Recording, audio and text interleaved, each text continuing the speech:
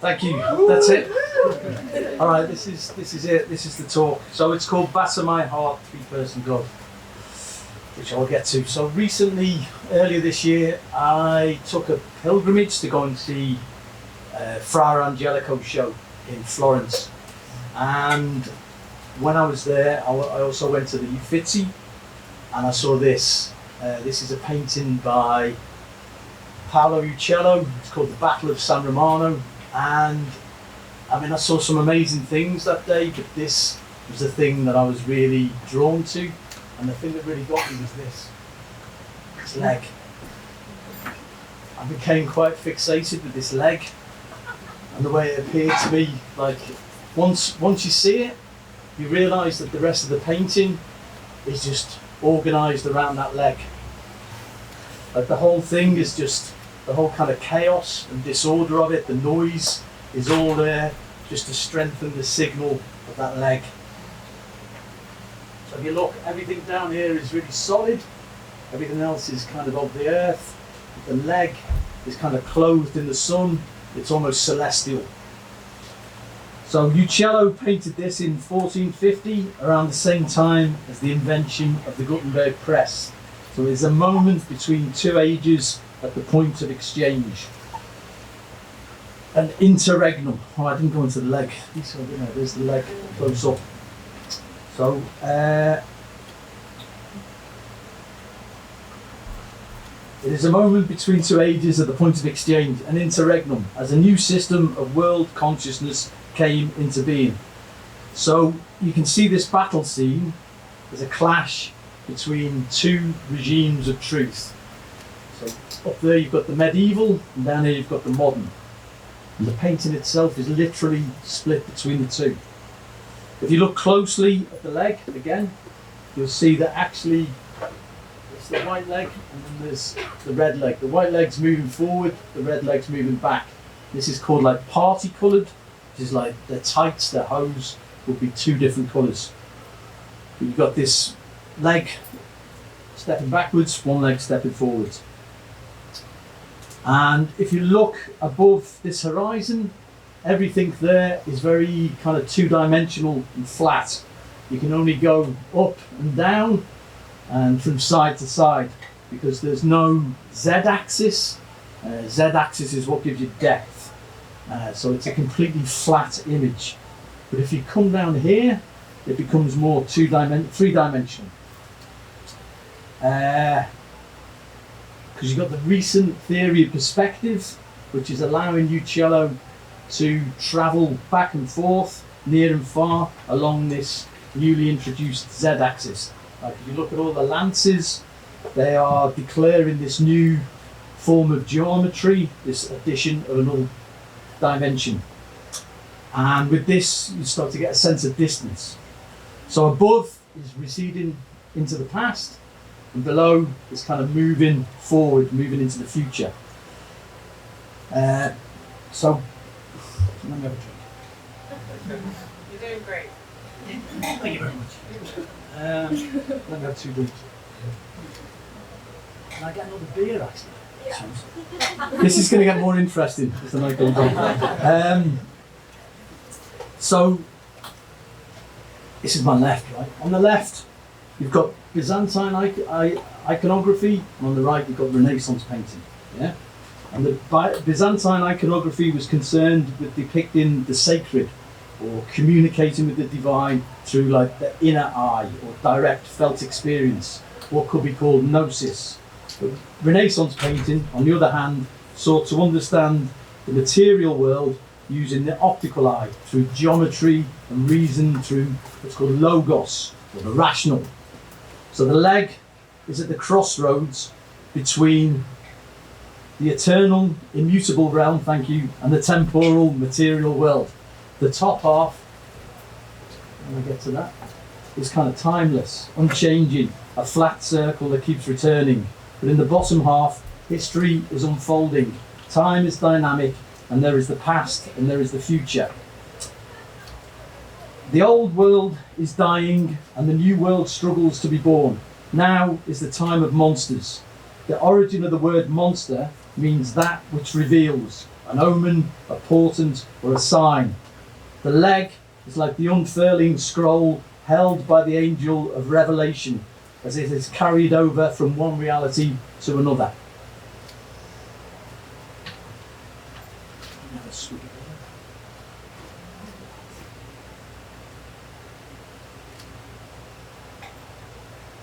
All making sense so far? Yeah. Oh, good. Okay, the future. The future came as a vision to a 12th century theologian called Joachim of Fior. Fior's in Italy. Joachim created the future, the idea that there is a point in time that we are moving inexorably towards. Before Joachim, the concept just did not exist. Time was circular and was determined by the seasons. Joachim introduced the idea of time as an arrow moving forward. And this concept came out of his interpretation of 2 apocalyptic passages in the Bible. This is the throne vision of Ezekiel, and this is St. John's, the Revelation of St. John. Now, Revelation in the Bible is full, if anyone's read it, it's full of very weird imagery. There's like locusts with crowns of gold and human faces, false lambs, whatever that is, and falling stars. But Ezekiel's vision is even stranger. I looked, and I saw beside the cherubim 4 wheels.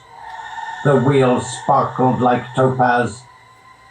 As for their appearance, the 4 of them looked alike. Each was like a wheel intersecting a wheel. As they moved, they would go in any one of the 4 directions the cherubim faced. Their entire bodies, including their backs, their hands, and their wings, were completely full of eyes, as were their 4 wheels. I heard the wheels being called the whirling wheels. You have quite a weird voice as well.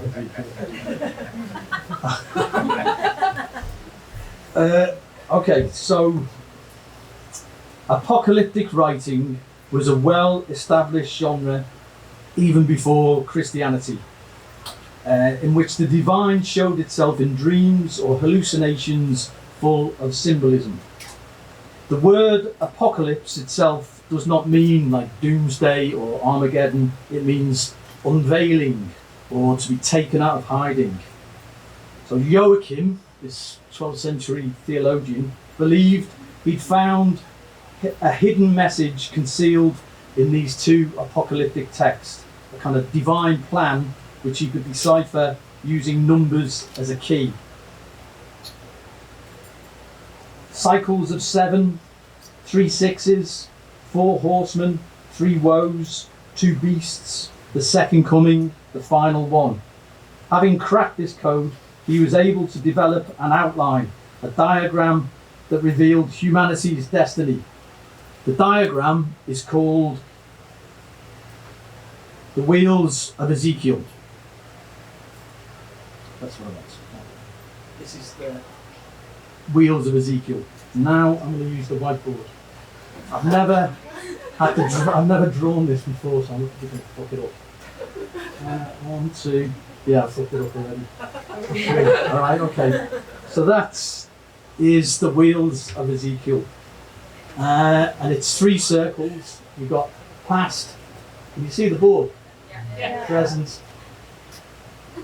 future. Oh, blimey. Okay, so that's past, present, future, and it's based on the Trinity, the 3-person God. So Joachim saw 3 stages here. This is the age of the Father. That's going to take me too long to write that, isn't it? Age of the Son, and the age of the Holy Spirit. That's the Trinity, yeah?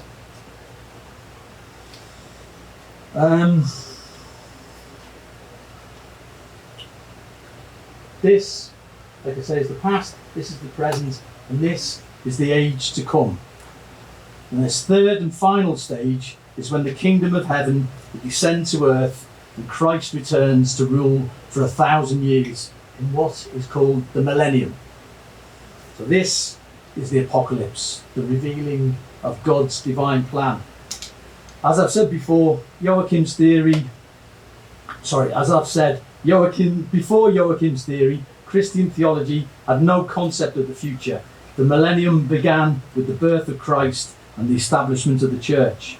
In the age of the Holy Spirit, the church would be dissolved. Instead, all humanity would have direct experience with the divine. No need for the priesthood or for the middleman. As heretical as these ideas were to the church, they were incendiary to the peasants of Western Europe. As for them, it held out the promise of a better world. Throughout the Middle Ages, there formed a revolutionary movement based on these ideas, on Joachim's vision, the so-called millenarian movement, groups like the Brotherhood and Sisterhood of the Spirit, who rejected the laws of the church as they were no longer bound to observe any earthly command, believed in their own divinity, no longer a Christian but a Christ, preached a return to the very early teachings of Christianity, viewed eroticism as a sign of spiritual emancipation, a return to a state of innocence, naked and unashamed. Rejected all worldly possessions,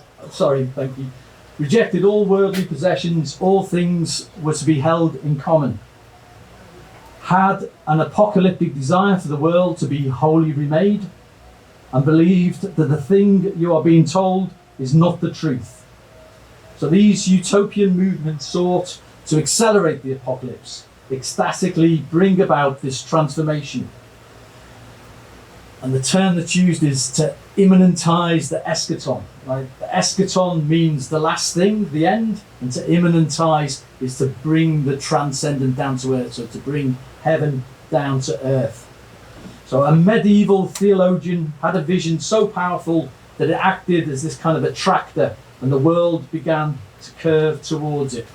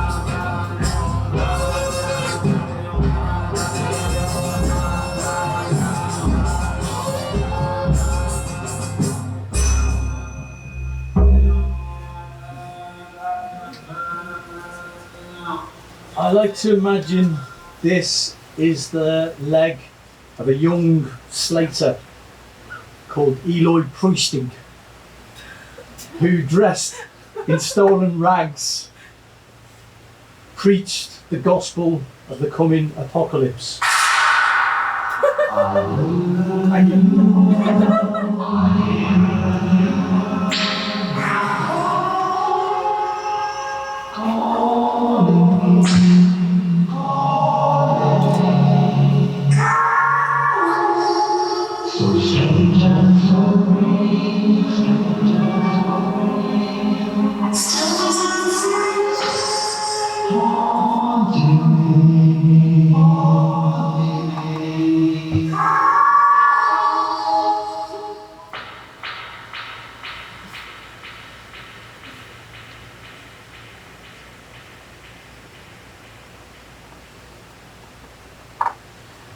I hear a new world, so strange and so real. The counterculture of the 20th century was a revival of this medieval millenarianism. Millenarian meaning a fervent belief that a total transformation of this world is inevitable, whether it be the age of Aquarius or the new age or a harmonic convergence. These are the ideas from 600 years ago that were revived in the early 1960s. So, no authority but yourself. Everybody is a star. Imagine no possessions. Free love. Back to the land. The new age. Oh, yeah, the new age. I was doing so well after them. Non-conformity. For the counterculture, the old order was collapsing and a new consciousness was emerging. To access this new consciousness, the counterculture developed techniques of ecstasy, music, drugs, rites that allowed you to escape the everyday and instead create the conditions of what is possible over the assumed laws that govern reality. To actively affect this change, you must free your mind, turn on, tune in, and drop out, and in the brotherhood or sisterhood of the spirit, bring everyone along with you. You yourself would attempt to undergo a kind of self-annihilation or ego death, achieve a kind of oneness in order to become whole again. The transcendental impulse for something beyond this world, instead of being located above, went underground. If anyone can speak French. So the spirit in the sky is now under the paving stones. Camus called the counterculture a metaphysical rebellion, an archaic revival in the tradition of the great awakenings of the 19th century, who called for the restoration of a primitive Christianity. So that's the Pentecostals, the Shakers, the Anabaptists, etc., speaking in tongues, slain by the Spirit, holy rolling.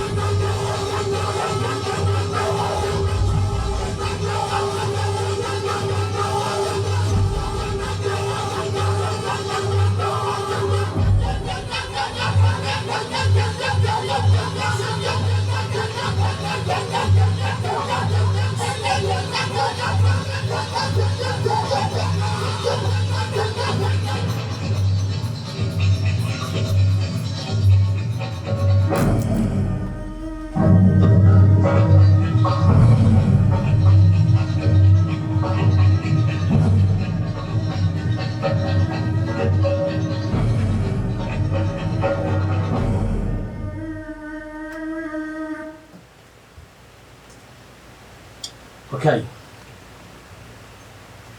This is the Ptolemaic model of the cosmos before Copernicus. Earth here was right at the centre of the known universe.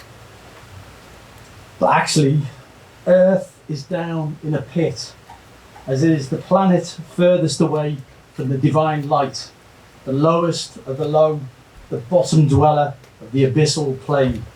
And the only way out of this pit is up.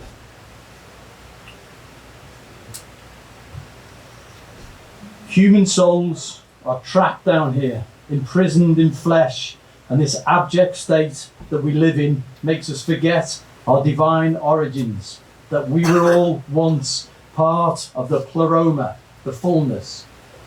To remember this, to become aware of your divine essence, the divine spark within you, is to gain gnosis, to know your true self. And this awakening is what allows you to begin the climb out of the pit, the first step towards spiritual enlightenment, with the knowledge that this is not the true reality, that there is an ideal realm that transcends this imperfect world, where the soul and the divine become indistinguishably one. I knew I'd struggle with that word. Become whole again. You become God. So to achieve this divination, you must begin the ascent up the ladder of perfection, stripping away all the falsehoods and illusions that tether you to this corrupt place. So wake up, everyone. Everything is a lie, and your essential self is greater than this whole world.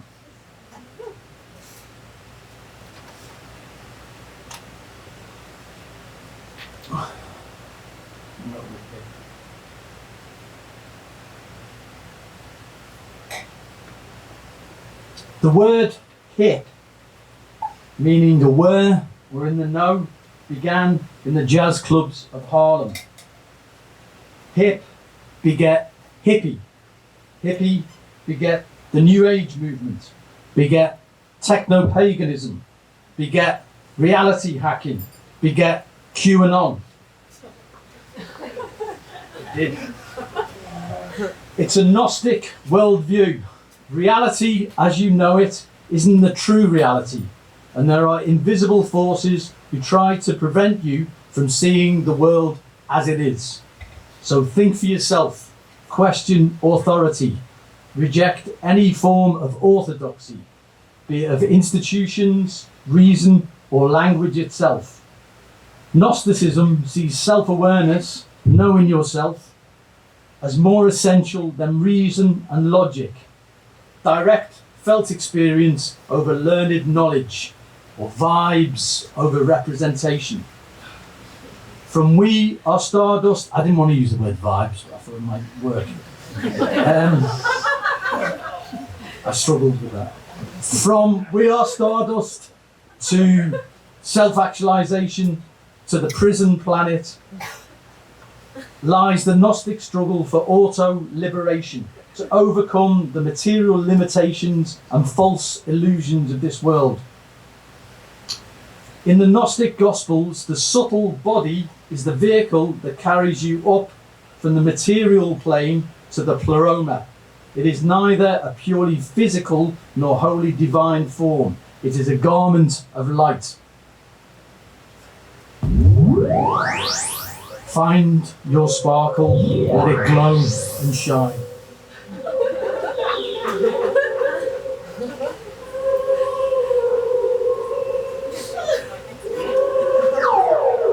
Why sell my soul when I know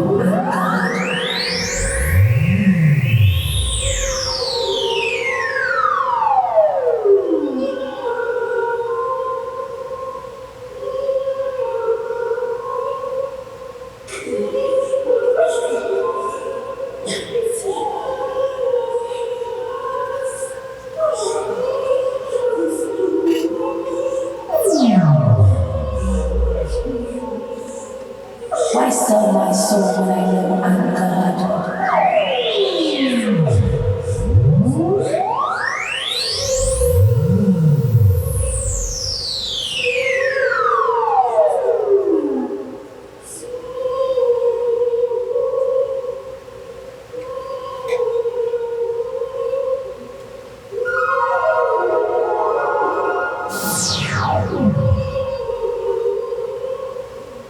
sell my soul when I know I'm God.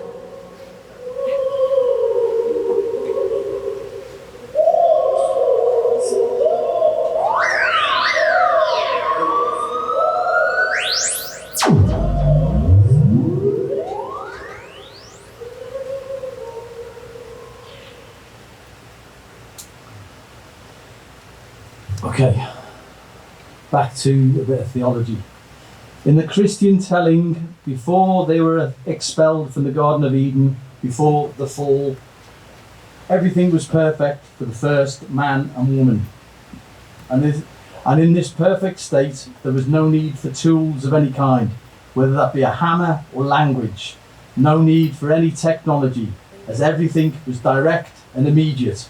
Adam and Eve and the animals spoke the same angelic language, which was more like a song than it was like speech.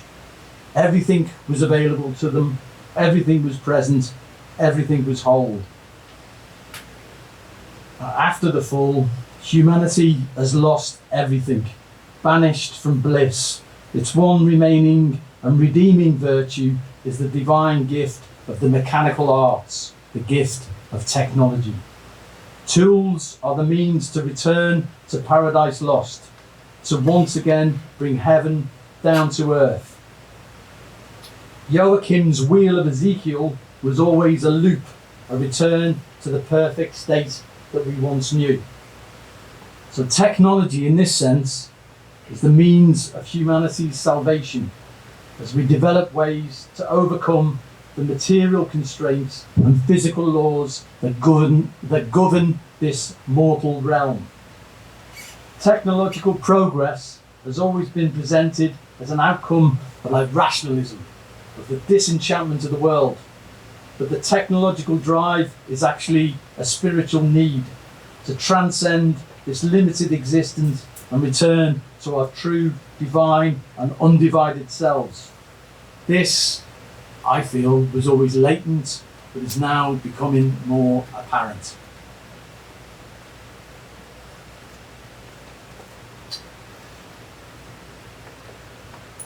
This is maybe, does anyone need a break? Do we need a break? No? Oh, good. Okay. I can talk, because I forgot to put any sound on this bit, so that's why I'm talking over. What's that? Beer? Does it get more interesting the more beer I drink? Yeah, go on then. A bit of oxygen. Do you want ice in it? No thanks. That's fine. Nice beer. Oh yeah, go on actually. One little chunk, thank you. There we go.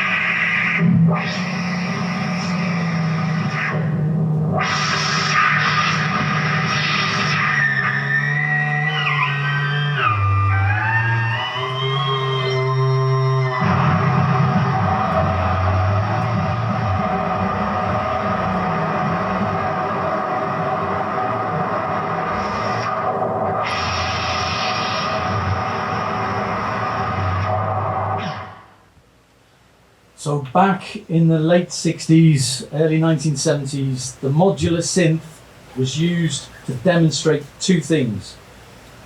Firstly, the cybernetic sublime, so a public demonstration of these awesome new machines that weren't just an instrument to be played, but a full-on collaboration between man and machine.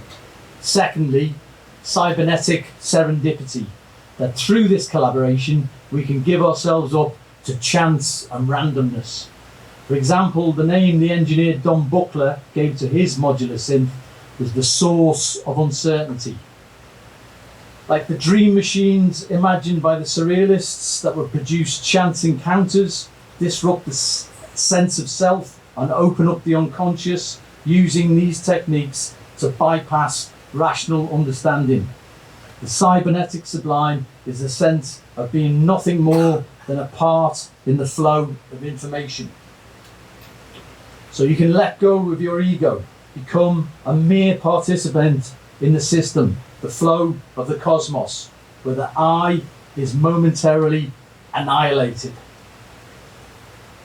The title of the book by the early 14th century mystic Marguerite Porete is In the Mirror of Simple Souls Who Are Annihilated and Remain Only in Will of Desire and Love, in which she says that one must crush oneself, hacking and hewing at the self to widen the place in which the divine will want to be.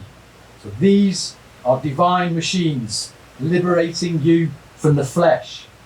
But then they are also very mathematical, procedural, and information, very logical, as all machines are. So the modular synth is a kind of contradiction, being both kind of numerical and spiritual. The physics of mystics.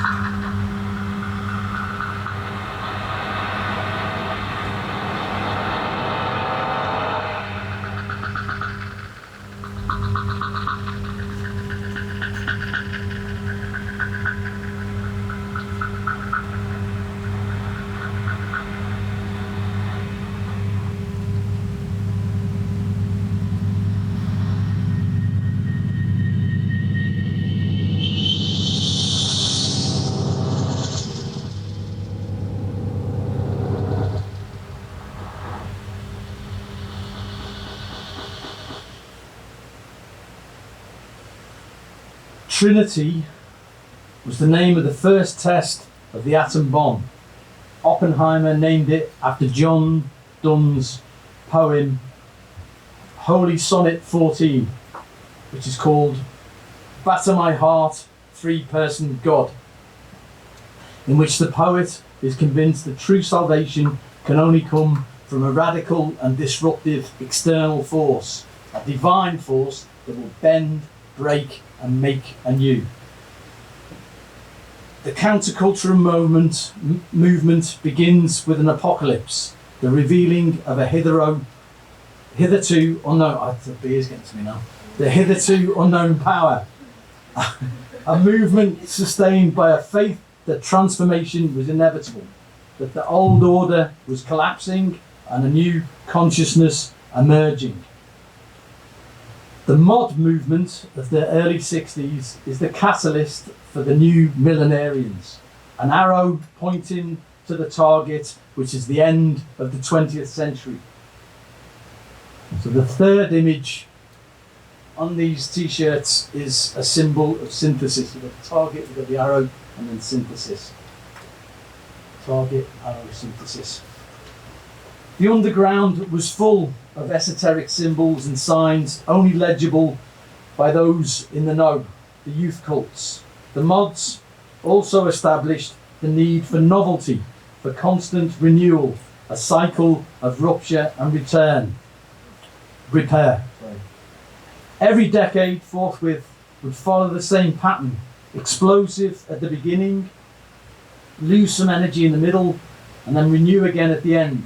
This was the continuum throughout the 20th century, each movement a new rung towards the millennium, signalling a countdown to the year 2000. Each and every decade, discrete from the last, structured like a sentence with the full stop already at the end, waiting. The words written by a 12th century mystic. The hippies were the most directly millenarian, an archaic revival of the fervour that had swept the Middle Ages. The 70s began with the expansion of cosmic consciousness through psychedelic funk and prog rock, followed by the technical ecstasy of disco. And I don't know what happened there. And then there was meant to be something else there. There's meant to be dub, and the liturgical practices of dub reggae. And then punk, the most seemingly irreligious and iconoclastic, but actually a puritanical sect who demanded a return to the true faith. The 80s begins with a return to the Gothic and Futurism simultaneously. Oh, this has gone all wrong. Where am I? You know what? It's because I didn't finish this, did I? Alright, we're going to skip through this really quick. There's some good pictures anyway. Let's get to the 90s. 90s. Alright, 90s. With the 90s, the end is almost nigh.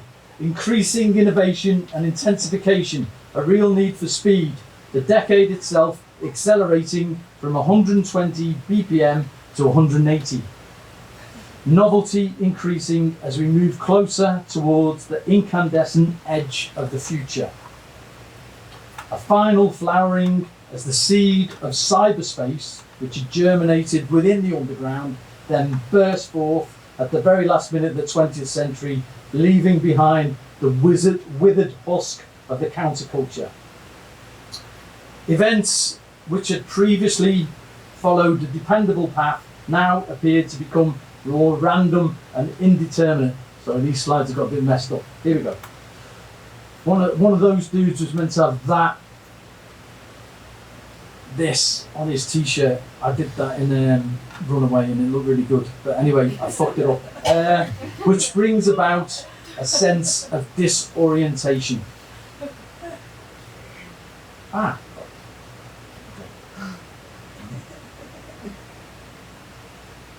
I see. I'm not being patient enough. Alright, here we go. We'll title this tape Planet Earth About to be Recycled. Your only chance to evacuate is to leave with us. Planet Earth about to be recycled. Your only chance to survive or evacuate is to leave with us.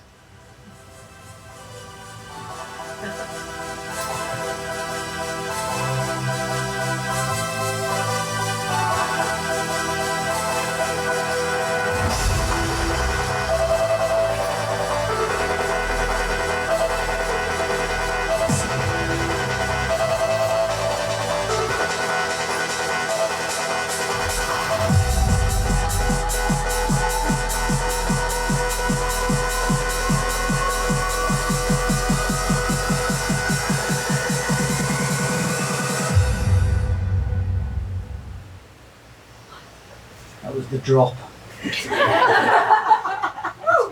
So, thank you. Like the painting I showed at the beginning, the Uccello, this is an image of action. Once again, we're in the midst of a battle and yet everything is still. So this time the event can be seen not just from a single perspective like the Uccello, but from multiple ones, as time has been converted into space. The Matrix, you've all seen the Matrix, right? Yes. Is famously a Gnostic text. They're trapped in the illusion of the year 1999 for 1,000 years. It's actually 2099. So in 1999 itself, the Millennium Bug threatened to fuck up time. A disruption in the orderly process of calendar time.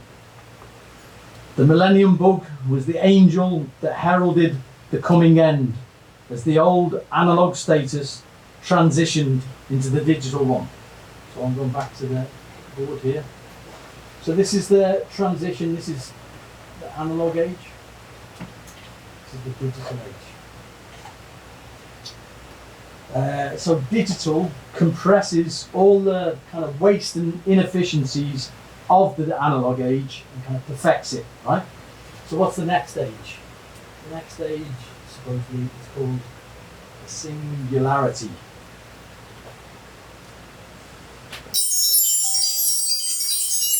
Ooh, that's very sharp, isn't it?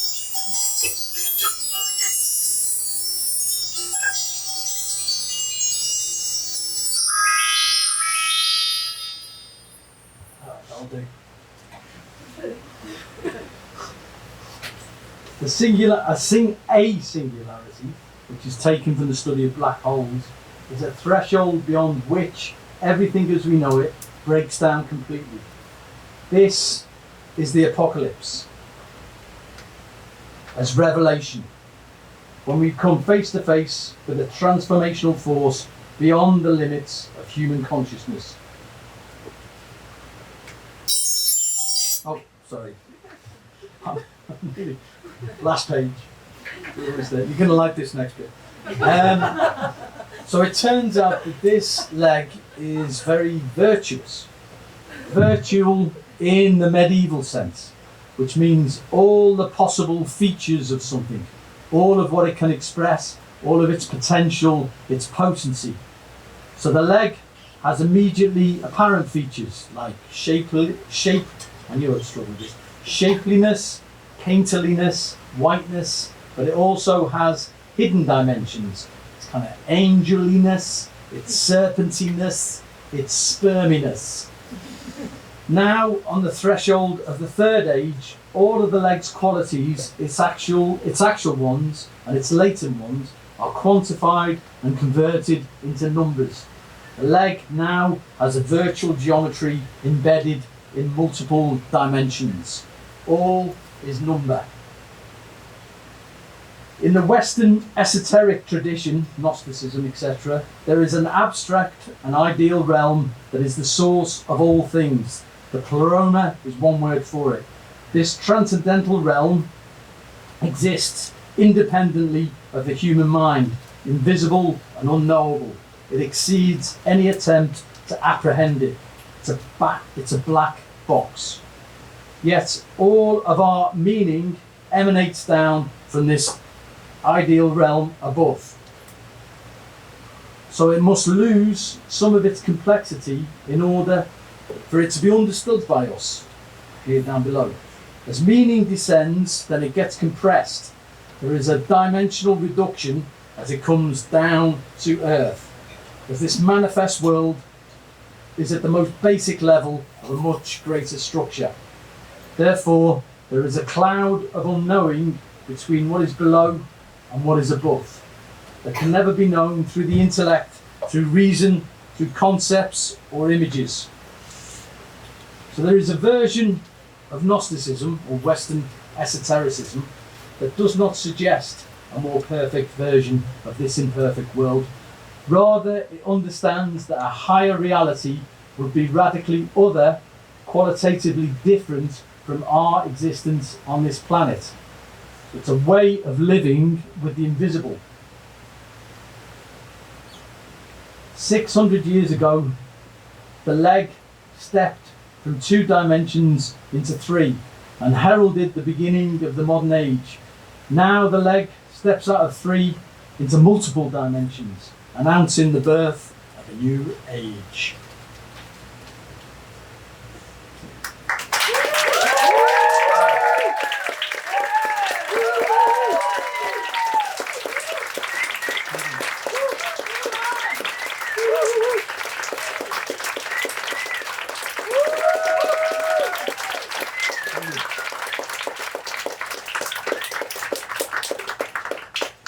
Thank you very much. I'll be outside. Thanks for sticking with that. I really appreciate it. Thank you.